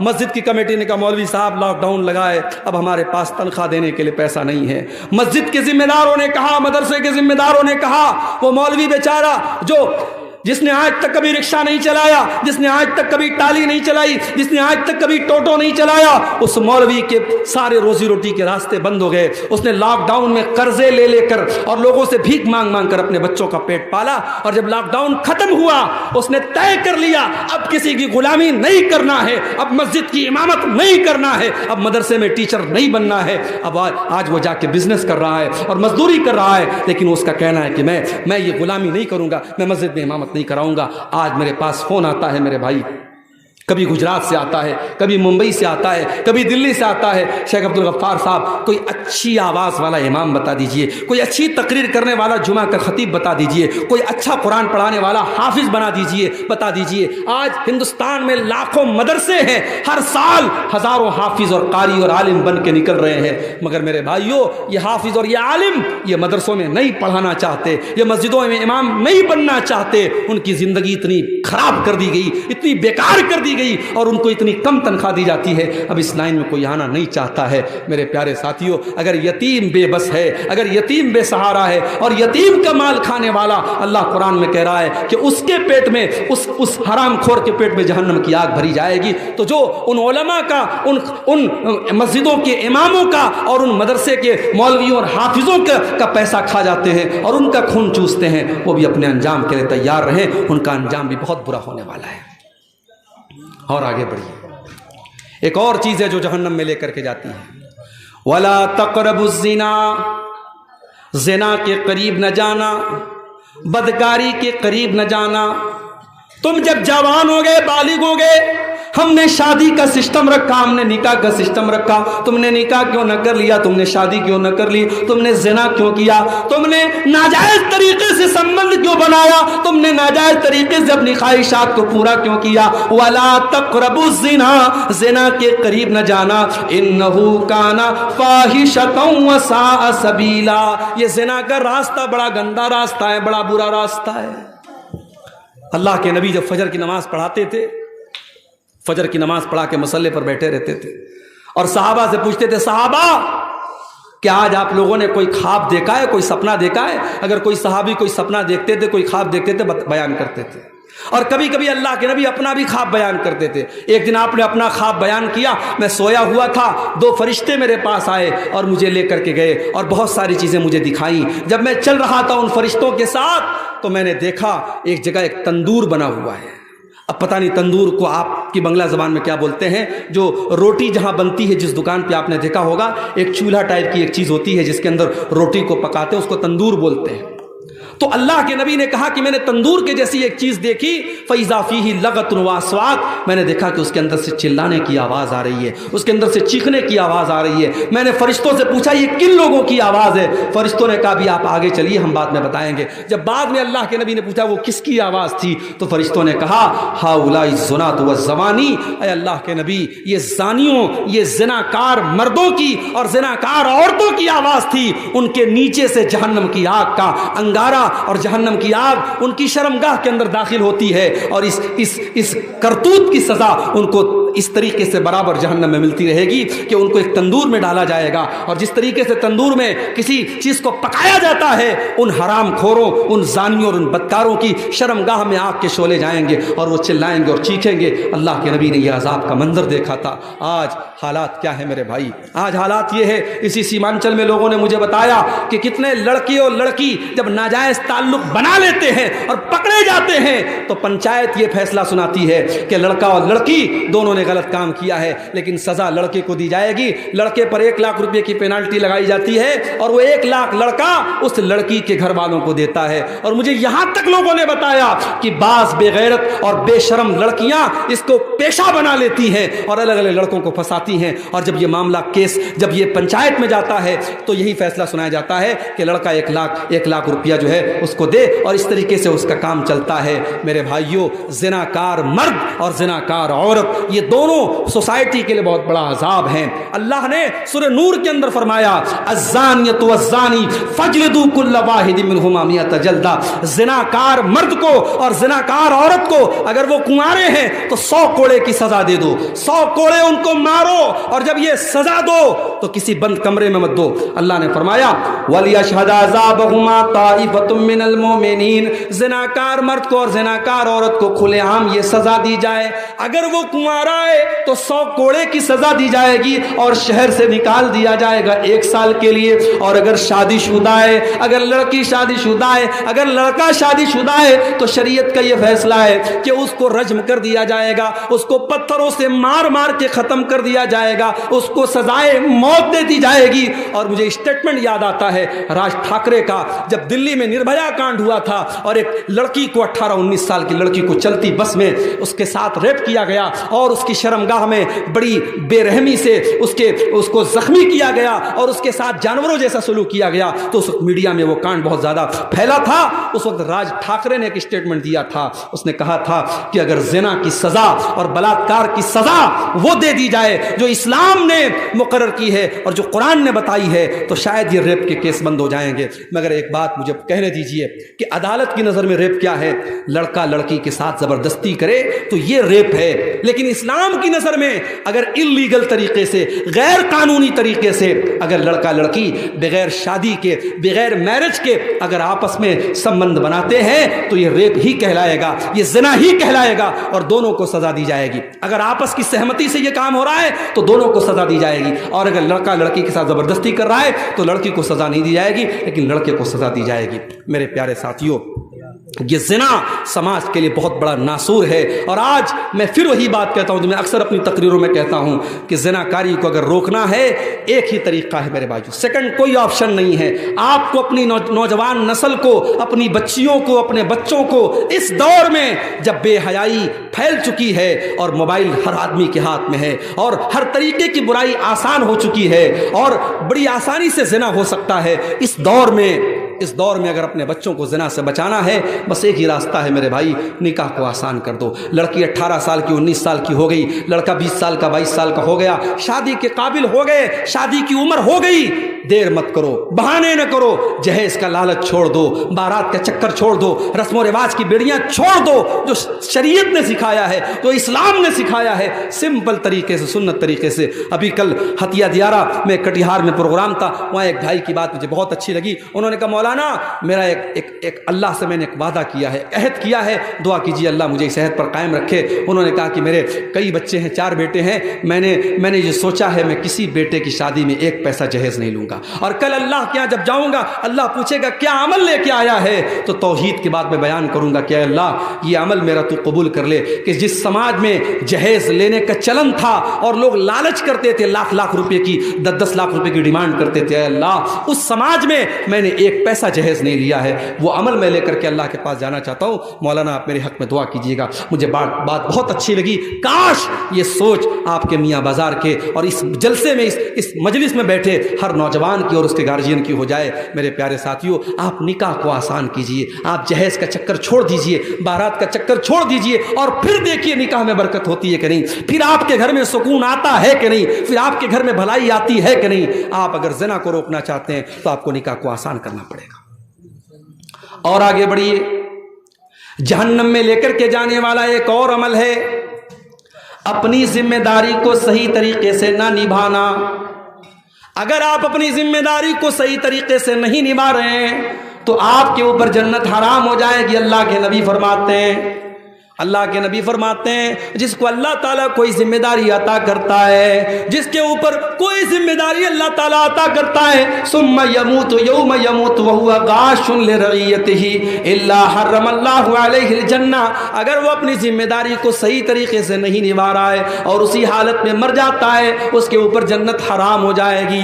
مدرسے کے ناظموں سن لو، مسجدوں کے متولیوں سن لو، اور گاؤں کے پردھانوں تم بھی سن لو، تمہارے کندھوں پر جو ذمہ داری ڈالی گئی ہے، اگر تم نے اپنی ذمہ داری کا حق ادا نہ کیا، اگر تم نے اپنی کرسی کا، اپنے پاور کا حق ادا نہ کیا، تم نے اپنی ذمہ داری کے ساتھ انصاف نہ کیا، اللہ کے نبی فرما رہے ہیں الا حرم اللہ علیہ الجنہ، ایسے انسان کے اوپر جنت حرام ہو جائے گی۔ اور یہاں ایک بات اور نوٹ کر لیجیے، جس طریقے سے مسجد کا متولی ایک ذمہ دار ہے، مدرسے کا سیکریٹری ایک ذمہ دار ہے، جس طریقے سے گاؤں کا پردھان ایک ذمہ دار ہے، اسی طریقے سے ہر گھر میں باپ اپنی اولاد کا ذمہ دار ہے، ماں اپنی بیٹیوں کی ذمہ دار ہے، بڑا بھائی چھوٹے بھائیوں کا ذمہ دار ہے، بڑی بہن چھوٹی بہنوں کی ذمہ دار ہے۔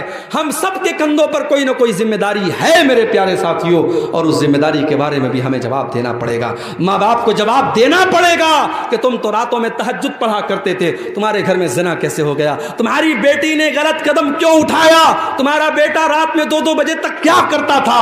باپ کو جواب دینا پڑے گا، ماں کو جواب دینا پڑے گا۔ اس لیے میرے بھائیوں، یہ ذمہ داری بھی ہم اپنے کندھوں پر محسوس کریں۔ اگر ہم باپ ہیں ایک اچھے باپ بنیں، اگر ماں ہیں ایک اچھی ماں بنیں، بڑے بھائی ہیں ایک اچھے بڑے بھائی بنیں، اپنے انڈر میں جو لوگ ہیں ان کی ذمہ داری کو اپنے اوپر محسوس کریں۔ یہ چیز بھی اللہ تبارک و تعالیٰ کے ہاں بہت خطرناک ثابت ہونے والی ہے۔ اگر ہم نے اپنی ذمہ داری کو صحیح طریقے سے نہیں نبھایا تو ہمیں اور آپ کو جہنم میں جانا پڑ سکتا ہے۔ اسی طریقے سے جہنم میں لے کر کے جانے والی ایک اور چیز ہے نیکی کر کے احسان جتانا۔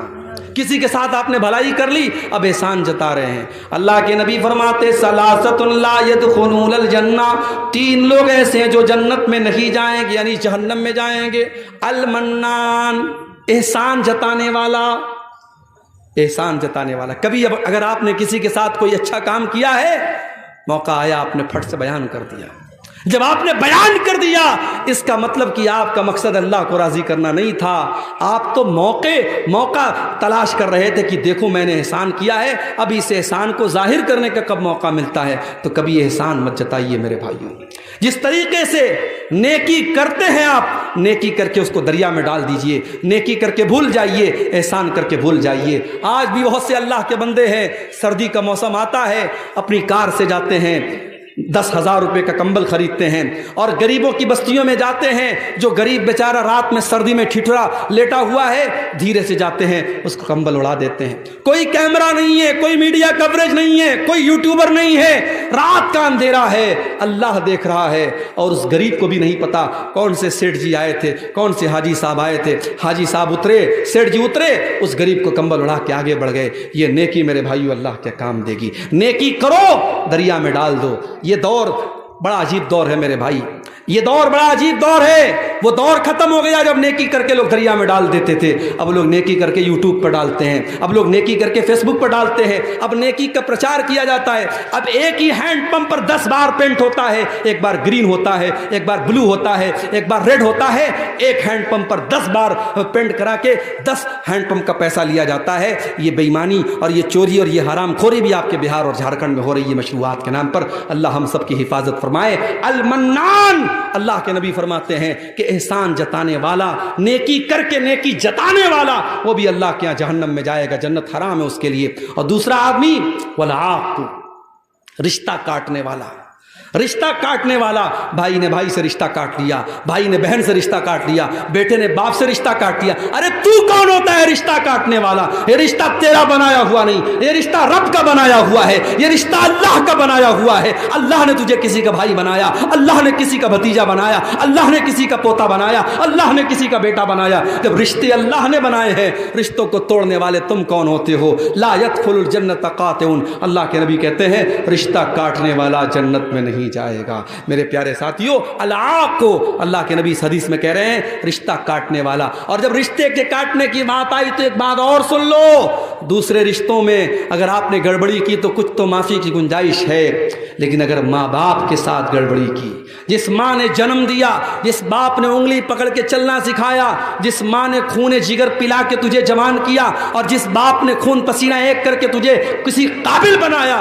اگر اس ماں کے ساتھ تو نے بدتمیزی کی، اس باپ کے ساتھ تو نے اگر بدتمیزی کی، اس ماں سے رشتہ تو نے توڑ دیا، اس باپ سے رشتہ توڑ دیا، تو اللہ کے نبی فرماتے ہیں دو گناہوں کو اللہ تعالیٰ معاف نہیں کرے گا۔ دو گناہوں کی سزا اللہ تعالیٰ دنیا ہی میں دے دیتا ہے، البغی و عقوق الوالدین، ایک ظلم و ستم کرنے کی سزا اور دوسرے والدین کو تکلیف دینے کی سزا۔ یہ دو گناہوں کی سزا اللہ تعالیٰ دنیا ہی میں دے دیتا ہے۔ میرے پیارے ساتھیوں، تو اس حدیث میں دوسرا گناہ یہ ہے العاق کو، رشتہ کاٹنے والا بھی جنت میں نہیں جائے گا۔ اور تیسرا کون ہوگا؟ وہ مدمن الخمر، شراب کا عادی، شراب کی لت جس کو لگ گئی، شراب کبھی پی لیا توبہ کر لیا الگ بات ہے، جس کو شراب کی لت لگ گئی اب شراب کے بغیر رہتا نہیں ہے، اب یہ بہت خطرناک آدمی ہو گیا، اس کو شراب کے بغیر چین نہیں ہے، شراب کا ایڈکٹ ہو گیا، شراب کی لت لگ گئی، ایسا آدمی جنت اس کے اوپر حرام ہے۔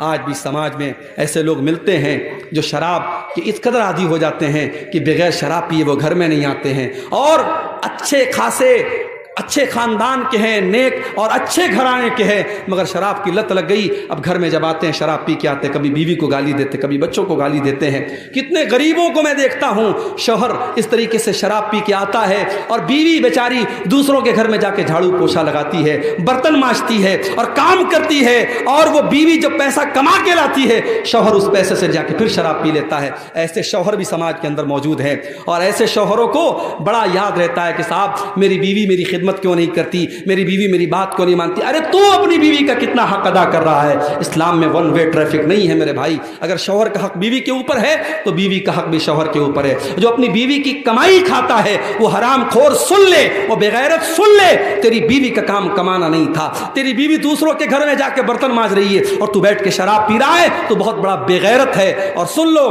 کان کھول کے سن لو، بغیرت بھی جنت میں نہیں جائے گا، بے غیرت بھی جنت میں نہیں جائے گا۔ اللہ کے نبی نے فرمایا الدیوس الذی یقر فی اہلہ الخبث، وہ بے غیرت انسان جس کے گھر میں بے حیائی ہو رہی ہو، بے شرمی ہو رہی ہو اور اس کو کوئی فرق نہ پڑ رہا ہو، اس بے غیرت کا انجام بھی یہی ہونے والا ہے کہ وہ جہنم کی آگ میں چلے گا۔ اور آگے بڑھیے، جہنم میں لے کر کے جانے والا ایک اور عمل ہے زبان کا غلط استعمال۔ زبان کا غلط استعمال کرنے والا بھی جہنم کی آگ میں جلے گا۔ اللہ کے نبی سے پوچھا گیا کہ سب سے زیادہ جہنم میں لے کر کے جانے والی کون سی چیز ہے؟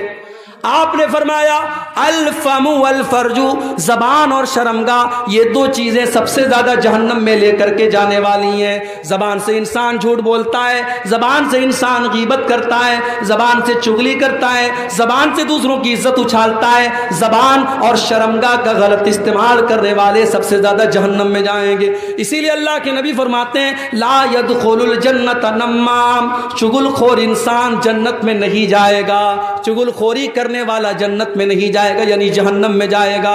اور یہاں ایک بات اور بتا دوں، چغل خور کس کو کہتے ہیں بھائی؟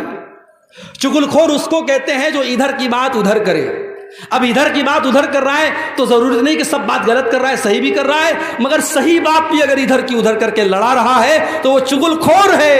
اور اگر دو بھائیوں میں صلح کرانے کے لیے کوئی انسان آگے بڑھتا ہے اور جھوٹ بھی بول دیتا ہے لیکن دو بھائیوں کو ملا دیتا ہے، اللہ کے نبی فرماتے ہیں لیس الکذاب الذی یصلح بین الناس، دو بچھڑے ہوئے لوگوں کو ملانے کے لیے اگر کوئی جھوٹ بھی بول دیتا ہے تو ایسا جھوٹ اللہ کیا معاف ہے۔ پتہ یہ چلا کہ اگر ہمارے سچ بولنے سے دو بھائی لڑنے لگتے ہیں تو وہ سچ بولنا حرام ہے، اور اگر ہمارے جھوٹ بولنے سے دو بچھڑے ہوئے مل جاتے ہیں وہ جھوٹ بولنا جائز ہے۔ میرے بھائیوں، اسلام میں صلح صفائی کی بڑی اہمیت ہے۔ میں جانتا ہوں آپ کے گاؤں میں بھی کچھ ایسے ضرور معاملات ہوں گے، ہر گاؤں میں رہتے ہیں کہ کبھی کہیں بھائی بھائی میں مسئلہ چل رہا ہے، کہیں جو ہے باپ بیٹے میں مسئلہ چل رہا ہے، جہاں بھی من مٹاؤ ہے، دل میں میل کچیل ہے، صاف کر لو میرے بھائی، چگل خوری نہ کرو، غیبت نہ کرو، زبان کا غلط استعمال نہ کرو۔ اللہ کے نبی فرما رہے جہنم میں سب سے زیادہ لے کے جانے والی کوئی چیز ہے تو زبان اور شرمگاہ ہے۔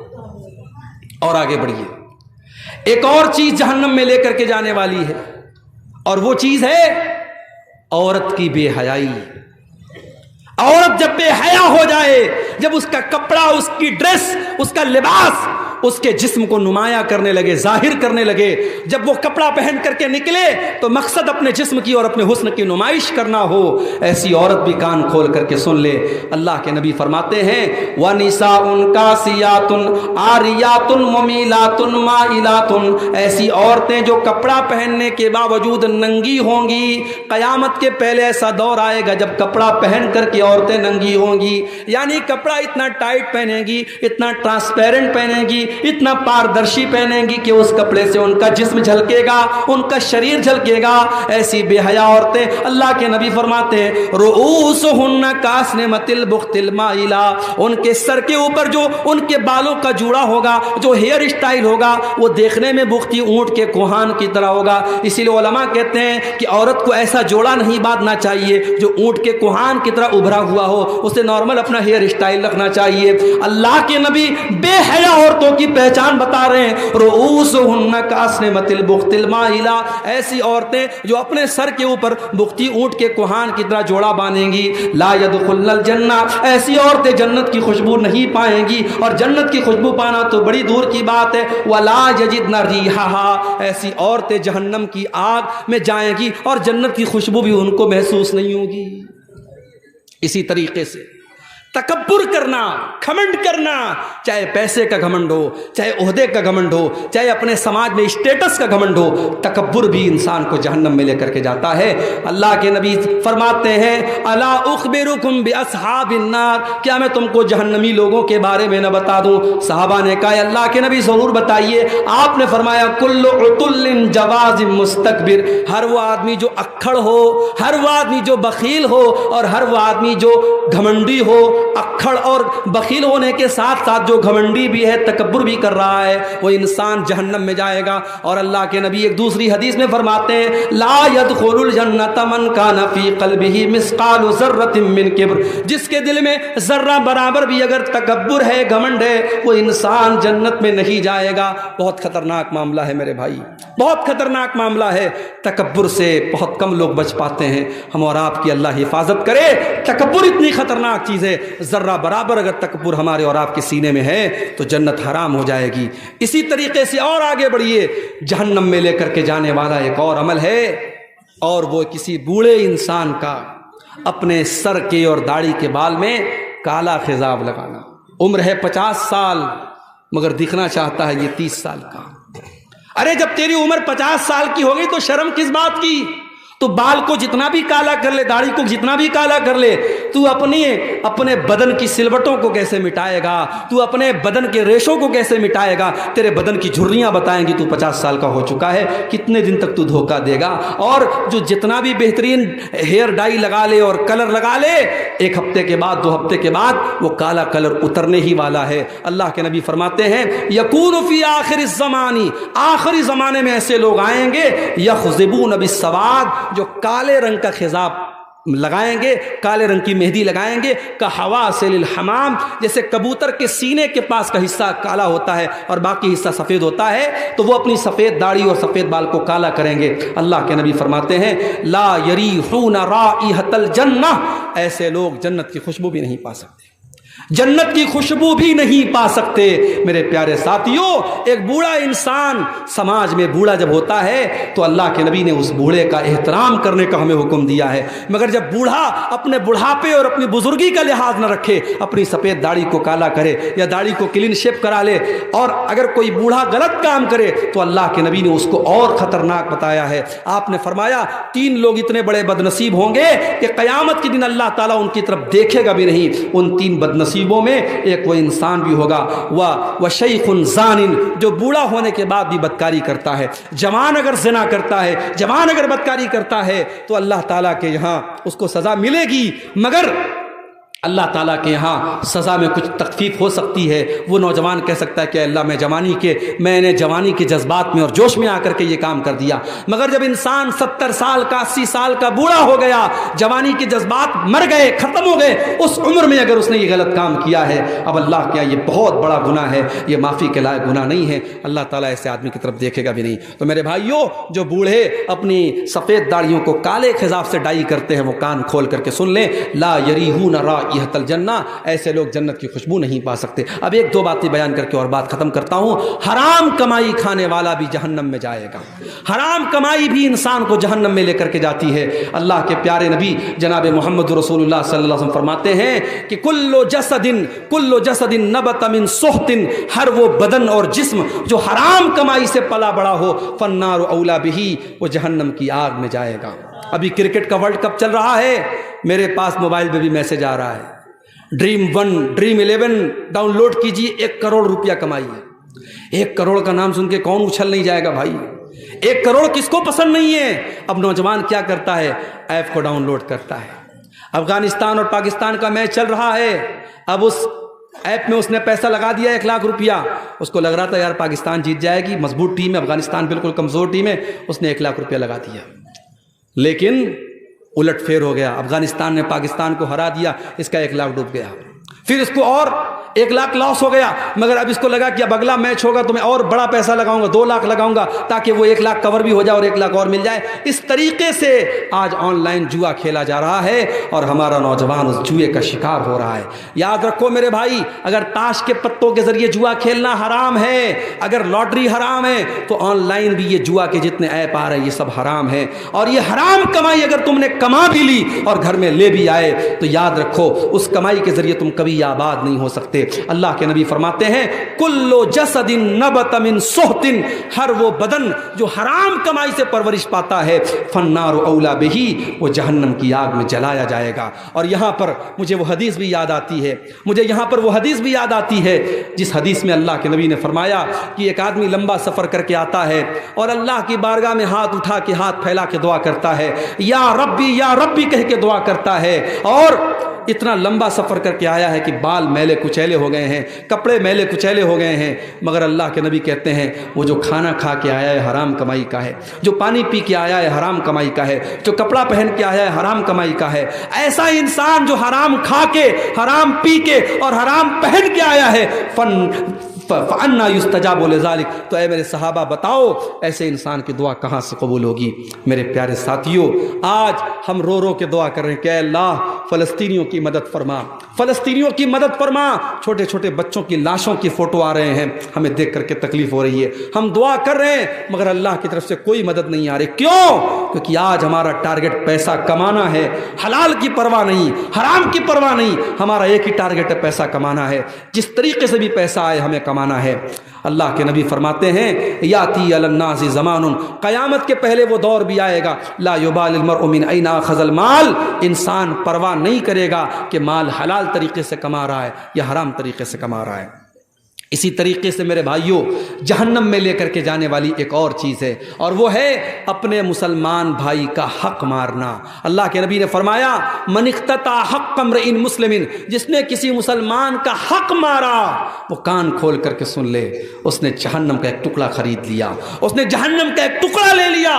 और अल्लाह के नबी एक दूसरी हदीस में फरमाते हैं, मैं एक इंसान हूँ, मुझसे गलती हो सकती है, मेरे पास ज़मीन व जायदाद का लोग केस लेके आते हैं, ऐसा हो सकता है किसी की चिकनी चुपड़ी बात सुन करके मैं उसके हक में फैसला कर दूं। वो ज़मीन उसकी नहीं थी, वो जायदाद उसकी नहीं थी, मैंने गलत फैसला कर दिया, जिसका हक नहीं था उसको दे दिया। मगर अगर ऐसा हो गया तो कान खोल करके सुन लो, फ़इन्नमा अक़्तलहु क़ित्अतम मिनन नार, मैं ज़मीन का टुकड़ा नहीं दे रहा हूँ, जहन्नम का टुकड़ा दे रहा हूँ। मेरे प्यारे साथियों, अभी आपने नज़्म सुनी कि ये ज़िंदगी एक किराए का घर है, एक न एक दिन बदलना पड़ेगा। ये ज़िंदगी किराए का घर है मेरे भाई, यहाँ हमेशा नहीं रहना है, एक दिन मरना है और सारा धन दौलत, ज़मीन जायदाद, बैंक बैलेंस, ज्वेलरी, ये सब छोड़ के जाना है।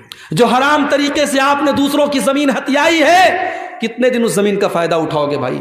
जिस दिन मरोगे 2 गज ज़मीन में हम जाएंगे और वो सारी ज़मीन हमारे रिश्तेदारों की, हमारे बच्चों की हो जाएगी। तो अपने लिए हम जिस हराम कमाई को कमाते हैं उसका मज़ा हम कितने साल लेंगे? जिस दिन मरेंगे सारा मज़ा ख़त्म हो जाएगा। इसलिए मेरे साथियों, हराम कमाई से अपने आप को बचाओ। ये चंद चीज़ें थी जो जहन्नम में लेकर के जाने वाली थी, और जहन्नम का एक हल्का सा नक्शा भी मैंने खींचा है इस उम्मीद के साथ कि हम जहन्नम में लेकर के जाने वाले इन अमाल से अपनी हम हिफाजत करेंगे, और अल्लाह से हम दुआ करते हैं अल्लाह हमें इसकी तौफीक अता फरमाए।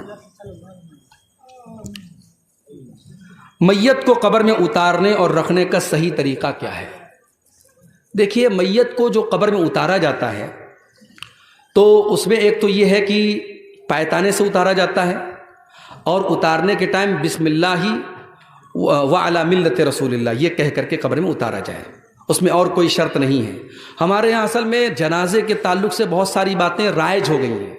अब जैसे किसी इंसान का इंतकाल हो गया तो फ़ौरन लोग क्या करते हैं? क़िबला रुख करते हैं। कोई ज़रूरी नहीं है, अगर क़िबला रुख इंसान का इंतकाल हो गया है अच्छी बात है। मौत के टाइम इंसान को अगर ये लगे कि ये मरने वाला है, उस टाइम उसको क़िबला रुख कर दो, लेकिन मरने के बाद जनाजे को स्पेशली क़िबला रुख करना इसकी कोई ज़रूरत नहीं है। इसी तरीके से जब मैयत को घर से निकालने लगते हैं तो लोग बड़ी परवाह करते हैं कि सिरहाने से निकालना है कि पायताने से निकालना है, लोग बड़ा कन्फ्यूज़ हो जाते हैं। तो ये सारे मसले हमारे बनाए हुए हैं, इसमें कोई ऐसी टेंशन की बात नहीं है। जहाँ शरीयत ने आपको आज़ादी दी, इख्तियार दिया है, वहाँ उसको आज़ादी ही रहने दीजिए। कब्र में उतारने के टाइम उसको जो है पायताने की तरफ से उतारेंगे, और उतारने के वक्त हम जो है बिस्मिल्लाहि व अला मिल्लत रसूलिल्लाह पढ़ेंगे। अच्छा, यहाँ पर एक बात मैं और बता दूं कि कब्र में जब हम मुर्दे को दफन करते हैं तो हम मिट्टी देते हैं। अब मिट्टी जब देते हैं तो वहाँ भी ये सवाल होता है कि मिट्टी देने के टाइम हमें क्या पढ़ना चाहिए। तो बाज़ लोग क्या करते हैं कि वो पहली मरतबा मिट्टी देते हैं तो कहते मिन्हा खलकनाकुम, जो कुरान की आयतें पढ़ते हैं, मिन्हा खलकनाकुम, हमने तुमको मिट्टी से पैदा किया। फिर दूसरी बार जब मिट्टी देते हैं तो पढ़ते हैं वफ़ीहा नुईदुकुम, और फिर तीसरी बार जब मिट्टी देते हैं तो पढ़ते हैं वमिन्हा नुखरिजुकुम तारतन उखरा, कि इसी मिट्टी से हम तुमको दोबारा निकालेंगे। तो अब ये कुरान की आयत है, इसको 3 बार मिट्टी देने में फिट कर लिया गया, लेकिन इसका कोई सबूत नहीं है। आप मिट्टी देने के टाइम कुछ ना पढ़ें कोई मसला नहीं है, ज़्यादा से ज़्यादा बिस्मिल्लाह, हर अच्छा काम बिस्मिल्लाह करके किया जाता है, तो मिट्टी देने के टाइम भी आप बिस्मिल्लाह पढ़ दें। बाकी ये जो दुआ पढ़ी जा रही है, जो कुरान की आयत पढ़ी जा रही है, मुनासिब नहीं है। इसी तरीके से कहीं कहीं जनाजे की नमाज में क्या होता है, इमाम साहब के लिए वो आता है मुसल्ला, इमाम साहब के लिए अलग से मुसल्ला आता है। भाई मुसल्ले का यहाँ कोई काम नहीं है, मुसल्ला सजदा करना होता तब काम होता, यहाँ ज़मीन पर हम पढ़ रहे हैं, मुसल्ले का कोई काम नहीं है। इसी तरीके से अब अगर जनाजे की नमाज कहीं बाहर हो रही है तो अब जूता चप्पल लोग पहन करके जनाजे की नमाज पढ़ते हैं, ठीक है, जायज़ है, लेकिन जूता चप्पल में गंदगी भी लगी हो सकती है, पाखाना भी लगा हो सकता है। तो अब कुछ लोग क्या करते हैं कि जब जूता चप्पल पहन के जनाजे की नमाज पढ़ते हैं तो वो जूता चप्पल उतारते हैं और उतार करके उसी के ऊपर खड़े हो जाते हैं, पैर रखते हैं और जनाजा की नमाज पढ़ते हैं। तो भाई इससे क्या फ़ायदा हुआ? अगर उस चप्पल में गंदगी लगी है और आपने चप्पल उतार के चप्पल पर आप खड़े हो गए तो अभी भी आप गंदगी के ऊपर खड़े हैं। तो चप्पल में, जूते में अगर गंदगी लगी है तो उसको धोना ज़रूरी नहीं है। हदीस में आता है कि उस जूते चप्पल को आप ज़मीन पर रगड़ लीजिए, वो पाक हो जाएगा। तो जब जनाजे की नमाज आप जूता चप्पल पहन के पढ़ रहे हो तो आप एक बार चेक कर लीजिए, अगर उसमें कोई गंदगी लगी है बस ज़मीन पर उसको 1-2 बार रगड़ लीजिए, पाक हो गया। अब आप उस जूता चप्पल को पहन के जनाजे की नमाज पढ़ सकते हैं। जनाजे को सामने रख करके मैयत के रिश्तेदारों से नमाज के मुताल्लिक पूछना कैसे? अब ये भी बस एक रिवाज है, जनाजा रेडी है, सफ़ लग चुकी है, अब जो मैयत का कोई बड़ा रिश्तेदार है, उसके मामा है, नाना है, दादा है, उनको आवाज़ दी जाती है, हाजी साहब कहाँ हैं, फलाने कहाँ हैं। अब जब तक वो हाजी साहब बेचारे वो थोड़ा ऊंचा भी सुनते हैं, बड़ी मुश्किल से उनको सुनाई देता है, वो बिल्कुल पीछे रहते, ऐसे मौके पर जो रिश्तेदार होते हैं ना एकदम पीछे होते हैं, तो बड़ी मुश्किल से उनको खोजा जाता है। फिर वो हाथ उठा के कहते हैं हाँ मौलवी साहब इजाज़त है, तब जनाजा पढ़ाया जाता है। ये सब फालतू की रस्म है, इसकी कोई ज़रूरत नहीं है। जब आपने इमाम साहब को पहले से ड्यूटी दे दी कि आपको जनाजे की नमाज़ पढ़ाना है, इमाम साहब आए, सब लग चुकी है, तो भाई नमाज शुरू कर दो। ये एक सिस्टम जो बना के रखा है कि घर के बड़े और ख़ानदान के बड़े से इजाज़त दी जाती है, यहाँ इस इजाज़त का कोई मतलब नहीं है और ना उसकी कोई ज़रूरत है। और एक तरीका है इसमें कि जी वो नमाज आइंदा पढ़ें, अगर नमाज नहीं पढ़ते उससे रिश्तेदार, जी जी, तो वादा क्या करवाया जाता है, अच्छा, कान पकड़ाया जाता है। किससे?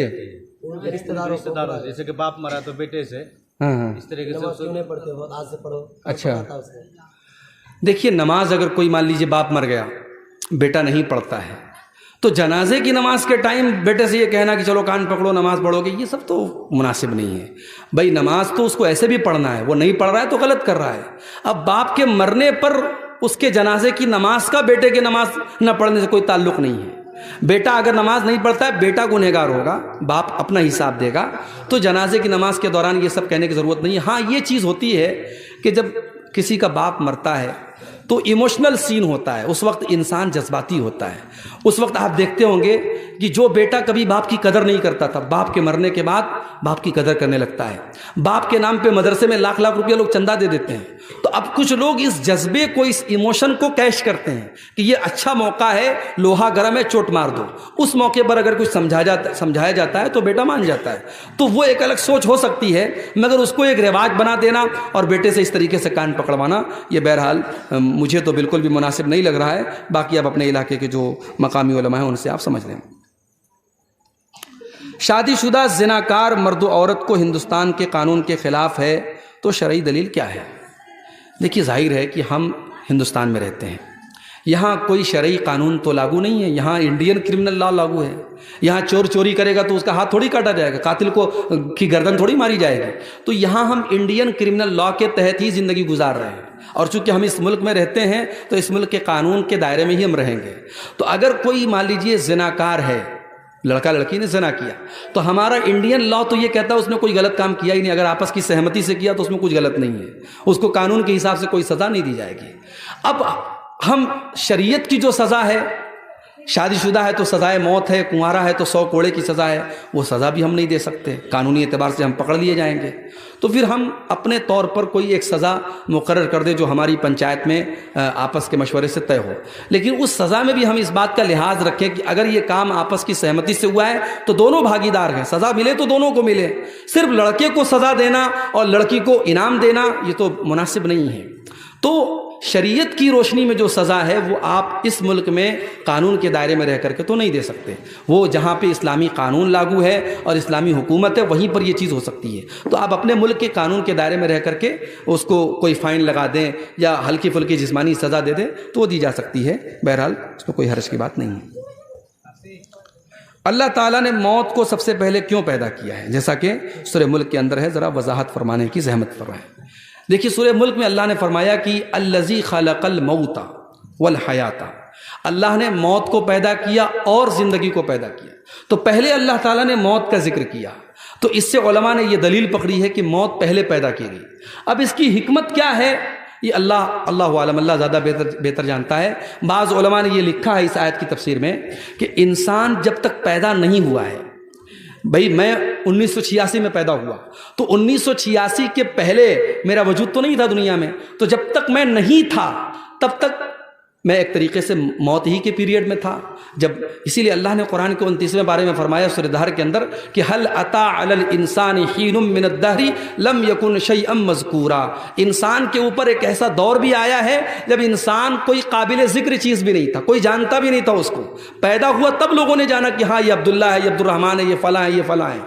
तो हमारी पैदाइश के पहले का जो पीरियड था वो मौत है। उसके बाद हम जब पैदा हुए ये ज़िंदगी है, अब हम जब मर जाएंगे वो मौत होगी, और फिर जब हम क़यामत के दिन उठेंगे वो दूसरी ज़िंदगी होगी। तो 2 बार ज़िंदगी है और 2 बार मौत है, ये मिला करके इसका कुरान में भी अल्लाह ने जिक्र किया है। बाकी अल्लाह ने मौत को पहले क्यों पैदा किया इसकी कोई हिकमत बताई नहीं गई है, और ज़रूरी नहीं है कि हर चीज़ की हिकमत बयान ही की गई हो। ला युसअलु अम्मा